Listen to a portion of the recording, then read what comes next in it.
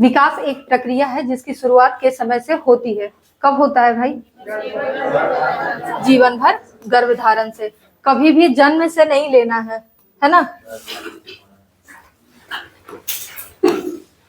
फिर है क्वेश्चन, गेंद को पकड़ने के लिए सीखने से पहले बच्चे में कुछ गतिक परिपक्वता होनी चाहिए। क्या ये बात सही है? उसके बाद सीखना विकास पर निर्भर है। निर्भर है। ये दोनों बात एक दूसरे को एक्सप्लेन कर रहा है या नहीं? कैसे कर रहा है? सीखना विकास पर निर्भर करता है, इसलिए गेंद को पकड़ने के लिए सीखने से पहले बच्चे में कुछ गतिक परिपक्वता होनी चाहिए। क्योंकि हम ये बात बताए थे कि जैसे जैसे परिपक्वता बच्चे में आएगी और विकास क्या हो रहा है, सीखना क्या है, लर्निंग क्या है, विकास पे ही तो निर्भर है। डेवलपमेंट होगा तो सीखेगा बच्चा। तो ये दोनों बात सही भी है और एक दूसरे की 1 नंबर मिलाते जाएंगे भाई सब अपना आंसर। सामाजिकरण एक प्रक्रिया है जिसमें सामाजिक कारक की विभिन्न संस्थाओं को आपसी संबंध होता है। क्या होता है सामाजिकरण? कैसा होता है? जटिल और तो ऑप्शन हो जाएगा 3 नंबर। ऐसा नहीं कि महत्वपूर्ण नहीं होता है, मैं मार दीजिए जटिल दिखे बस 4 नंबर पे गए। कि ये जो 2-2 का सीक्वेंस होता है ना, उसको मिला के बैठा के देखिएगा जरूर। एक प्रगतिशील कक्षा कक्ष में पाठ्य चर्चा किस प्रकार का होना चाहिए? प्रगतिशील कक्षा चल रही है, पॉजिटिव बात सोचिए और पॉजिटिव खोजिए। बेहद कठोर बस बच्चों की रुचियों की क्षमताओं के अनुरूप संगठित की जाती है। क्या ये बात सही है?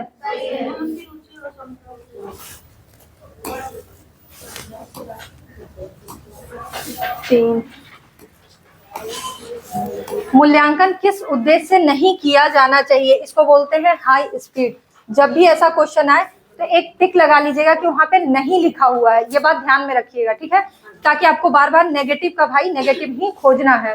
अब कहता है कि मूल्यांकन का उद्देश्य क्या नहीं होना चाहिए? बच्चों की तैयारी के स्तर का पता लगाना। ये बात तो सही है। फिर कहता है शिक्षण अधिगम पर मनन करने और उसमें संशोधन करना। ये भी बात सही है। बच्चों में डर और सीखने का तनाव पैदा करना, ये बात नहीं करना चाहिए। बच्चों की शिक्षा का सामर्थ्य और सुधार करने के लिए। और मेरा एक बात और याद रखिएगा कि जब आप ऑप्शन पढ़ते हैं तो अगर आपको कोई पॉजिटिव आंसर मिलता है तो आप ऐसा नहीं है कि उसी को टिक लगा लीजिए। चारों ऑप्शन आज के डेट में पढ़ना बहुत जरूरी है। पहले ये बात था कि आपको एक ही ऑप्शन सही दिखता था, अब 2-2 ऑप्शन भी सही दिखता है। अब तब आपको क्या करना है कि उन दोनों में माइनर सा मिस्टेक छुटा हुआ होगा जो ये बताएगा कि इन दोनों में कौन सा आंसर सटीक बैठेगा। तो प्लीज चारों ऑप्शन पढ़िएगा, जल्दी से टिक कोई भी बच्चा नहीं लगाएगा। तो नहीं था तो यही नहीं करना था कि बच्चे में डर पैदा नहीं करना है। एक कक्षा परीक्षण के दौरान एक शिक्षक ने पाया कि अधिकांश छात्रों ने अवधारणा आधारित प्रश्न का उत्तर गलत दिया। शिक्षक को चाहिए कि वो क्या करे? मान लीजिए कि हम कोई क्वेश्चन पूछे या कोई टीचर क्वेश्चन पूछा और बच्चा अपने अवधारणा के अनुसार, जैसे हम बोले कि पानी बहुत स्वच्छ होता है, अच्छा होता है, कोई बच्चा उसी में उठ के बोला नहीं हमारे यहाँ तो बहुत गंदा पानी पिया जाता है। तो वो क्या किया, अपने अवधारणा जो वो झेल रहा था उस चीज को वो प्रस्तुत किया। तो इसमें एज अ टीचर आपको क्या करना चाहिए? बच्चे को डांटे और अधिक मेहनत करने के लिए कहें? नहीं। माता पिता को बुलाकर शिकायत करें कि बच्चे की पढ़ाई नहीं कर रहे हैं, ताकि माता पिता घर ले जाकर उसको कूटे। विद्यार्थियों को प्रश्न के उत्तर कई बार लिखने को कहें। पहले यही पनिशमेंट होता था और इसको ट्रेडिशन मेथड कहा जाता था कि आप अगर एक बार गलती कर दिए तो कॉपी में 10 बार लिखो इस चीज को, है ना, खुद सही हो जाओगे।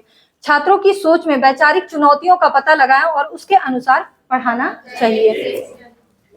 और हम मूल्यांकन इसी के लिए करते हैं। फिर है समावेशी शिक्षा के बारे में कौन सा कथन सही है? समावेशी शिक्षा है चाइल्ड सेंटर मेथड का यूज करेगा, बच्चे के हित में बात करेगा। यह शिक्षा का वह तंत्र है जिसमें विकलांगता व बिना विकलांगता वाले विद्यार्थी इकट्ठे पढ़ते हैं, यानी कि कोई डिसेबल है या नहीं है, दोनों बच्चे को एक जैसा देखा जाता है। इसमें बहिष्करण, भेदभाव तथा भागीदारी और सीखने के अन्य बाधाओं को दूर करते हुए सभी विद्यार्थियों को भागीदारी को सुनिश्चित किया जाता है।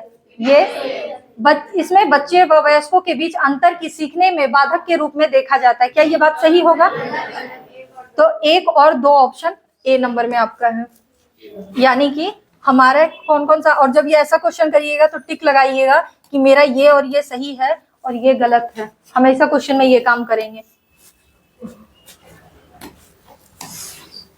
एक शिक्षिका को विविध बच्चों की कक्षा में जिसमें हाशिए पर समुदाय से आने वाले बच्चे भी शामिल हैं, क्या करना चाहिए? मान लीजिए कि कोई आप बहुत अच्छे एरिया से आ रहे हैं, कोई बहुत पिछड़ा वर्ग से आ रहा होगा जिनको बोलना नहीं आता है, जिनका प्रोनाउंसिएशन गलत निकल रहा है, तो आप एज अ टीचर उनके साथ कैसा व्यवहार करिएगा? कहता है सभी व्यक्तिगत विभिन्नताओं को नजरअंदाज कर देना चाहिए, कोई बात नहीं, वो कैसे भी बोल रहा है, हमको क्या लेना देना, ये करना है। या फिर सभी सांस्कृतिक विभिन्नताओं के मिटाने पर एक कार्य करना चाहिए कि सांस्कृतिक विविधता ही मिटा देते हैं, सबको एक जैसा बना देते हैं।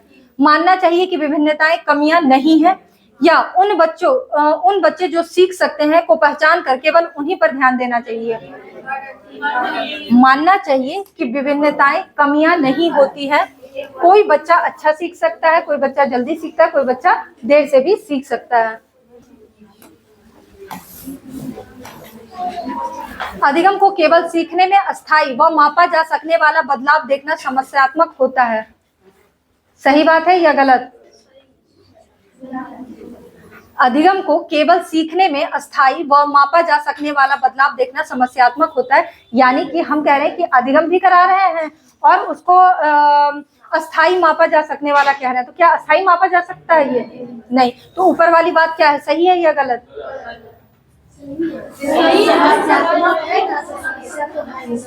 सही है। कौन कौन मानता है कि सही है?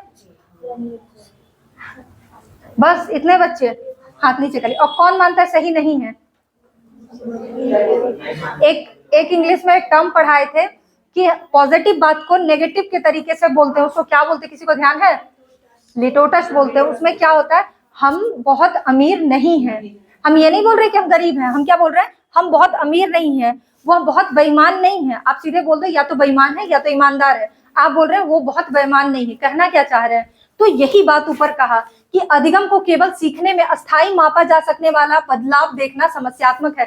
बात सही है कि आप अस्थायी व मापा जा सकने वाला नहीं देख सकते हैं, और ये बात भी बोल रहा है कि ये ऐसा करना समस्यात्मक है, परेशानी में डाल सकता है कि आप अधिगम को केवल सीखने में अस्थायी, यानी कि आप कह रहे हैं कि इतना ही सीख सकता है बच्चा तो इतना ही सीख सकता है, ये बात समस्यात्मक है, परेशानी उत्पन्न कर रहा है। सही है। अभी क्या बताए, हम बेईमान नहीं हैं, हम ये भी तो कह सकते थे कि हम ईमानदार हैं, लेकिन ये बोल रहा है हम बेईमान नहीं हैं, पॉजिटिव बात को नेगेटिव तरीके से। और ऐसा क्वेश्चन अब आने का चांस बहुत ज्यादा है। आप ये बात ध्यान रखिएगा कि यहाँ पर बोला क्या, ये देखिए कि अधिगम को, यहाँ तक बात सही था कि केवल सीखने में अस्थायी व मापा जा सकने वाला बदलाव, यानी कि ये बदलाव जो है कि अस्थायी नहीं मानना है, अस्थायी नहीं मानना है, देखना समस्यात्मक है, यानी कि अगर आप ऐसा करते हैं तो ये समस्या उत्पन्न कर सकता है। बात तो बिल्कुल सही है। हम बोल रहे हैं कि मेरा दोनों आंख बंद कर दीजिएगा, तुमको देखने में दिक्कत हो सकता है।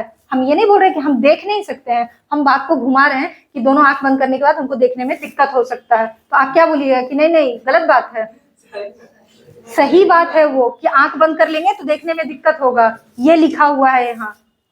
समझ में आया कि अस्थायी व मापा जा सकने वाला बदलाव देखना समस्यात्मक है। बात सही है भाई, ऐसा करेंगे तो समस्या उत्पन्न हो जाएगा, और ऐसा क्वेश्चन आने का चांस 99% ज्यादा है, ऐसे ही देगा। सीखना एक जटिल प्रक्रिया है जिसमें आंतरिक रूप से होने वाली प्रक्रियाएं भी शामिल होती हैं। क्या ये बात सही है? बात ऊपर अधिगम की चल रही है, अधिगम का मतलब क्या होता है, लर्निंग, तो ऊपर भी लर्निंग की बात चल रही है, नीचे भी सीखने से है, तो क्या ये दोनों बात एक दूसरे को एक्सप्लेन करेगी? सीखना एक जटिल प्रक्रिया है जिसमें आंतरिक रूप से होने वाली प्रक्रियाएं भी शामिल होती हैं, तो एक्सप्लेनेशन भी करेगा। और कहाँ है ये बात? नहीं करेगा। नेक्स्ट, शिक्षकों को विद्यार्थियों की जरूरतों के अनुसार उचित व उपयुक्त पाठ प्रदान करना चाहिए। क्या ये बात सही है? सीखना एक सहयोगात्मक प्रक्रिया है। एक्सप्लेन करेगा? कैसे करेगा? जब इतना छोटा सा क्वेश्चन हो तो सीखना एक सहयोगात्मक प्रक्रिया है, इसलिए शिक्षकों को विद्यार्थियों की जरूरतों के अनुसार उचित व उपयुक्त पाठ प्रदान करना चाहिए। ये दोनों बात बोलने में सहज लग रहा है, एक दूसरे में समझ में आ रहा है कि नहीं, बात सही है। तो जब इतना छोटा रहे तो ऐसे ही ऊपर जाइएगा कि ये काम हो रहा है इसीलिए ये काम करना चाहिए, सहज लगेगा देखने में, यानी कि दोनों एक दूसरे का एक्सप्लेनेशन कर रहा है। कहाँ है एक्सप्लेनेशन? 1 नंबर।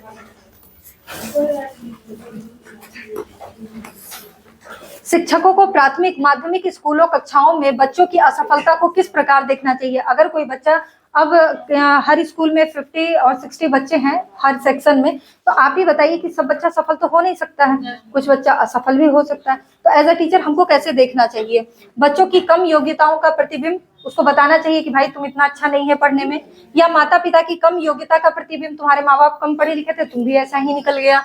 शिक्षकों की कम योग्यताओं का प्रतिबिंब, यानी शिक्षक ही पढ़ाने में असक्षम रहा होगा, या फिर स्कूली तंत्र की कार्यशीलता का प्रतिबिंब, यानी कि स्कूल में जो काम करवाया गया उसका कोई इम्पैक्ट पड़ा होगा जो बच्चे को अच्छे से समझ में नहीं आया। टीचर भी अच्छे से समझाने का कोशिश करता है, चाहे वो कोई भी टीचर हो, गांव का, शहर का, कहीं का भी टीचर हो, वो अपना 100% एफर्ट लगाते हैं कि मेरा बच्चा हमसे सीख जाए, है ना। लेकिन आपके सीखने में हो सकता है कि उनके तरीके में आप नहीं सीख पाए होंगे, ये चीज हो सकता है। तो हम क्या मान सकते हैं?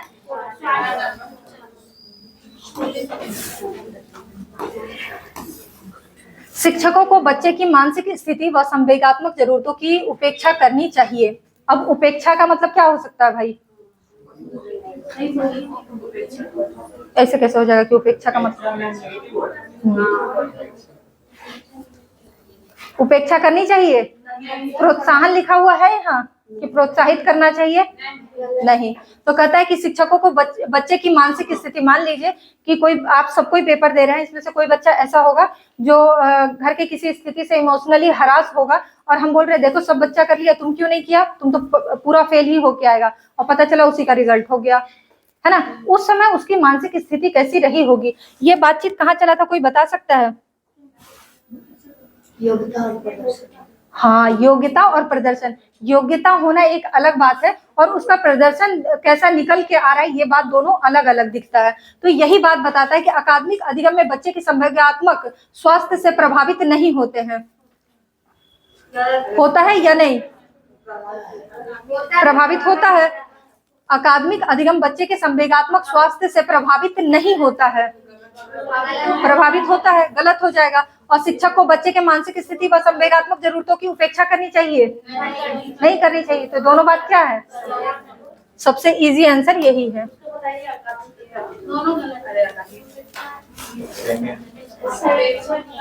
ए और आर दोनों गलत। ए अरे रे,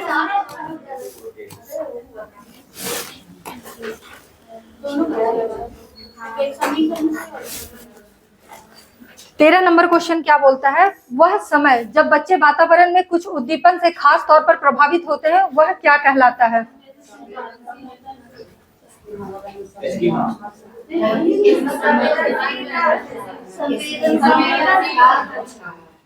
देखिए, बोलता है कि वातावरण के कुछ उद्दीपन, यानी कि कुछ आप लालच दे रहे हैं बच्चे को या कुछ बताने की कोशिश कर रहे हैं, तौर पर प्रभावित होते हैं, वह क्या कहलाता है? तो कहता है संवेदनशील काल, या संवेगात्मक समय काल, या स्कीमा, या जैविक परिपक्वता। तो जैविक परिपक्वता की तो यहाँ बात चल ही नहीं रही है। फिर है स्कीमा। स्कीमा क्या बताए थे, क्या है स्कीमा? हाँ, पॉकेट ऑफ इंफॉर्मेशन, यानी कि जो हम बचपन से लेके आज तक सारी चीजों को देख रहे हैं, जो भी झेल रहे हैं, वो सारा इंफॉर्मेशन हमारे दिमाग में है, उसको बोलते हैं स्कीमा। और स्कीमा के बाद क्या आया था आपका? हाँ, स्कीमा वाले बात में बताए थे कि एडेप्टेशन आया था, एसिमिलेशन आया था, एकोमोडेशन आया था, है ना, ऑर्गेनाइजेशन आया था। तो ये क्या हो जाएगा? संवेदनशील काल होता है। यानी कि आप छोटे बच्चे को बार बार किसी चीज का लोभ दे रहे हैं कि तुम ये एग्जाम पास कर जाओ तो साइकिल देंगे, ये कर लो तो वो कर लेंगे, वो क्या है? संवेदनशील काल है। आप उसी समय बच्चे को अच्छा थॉट भी दे सकते हैं, है ना।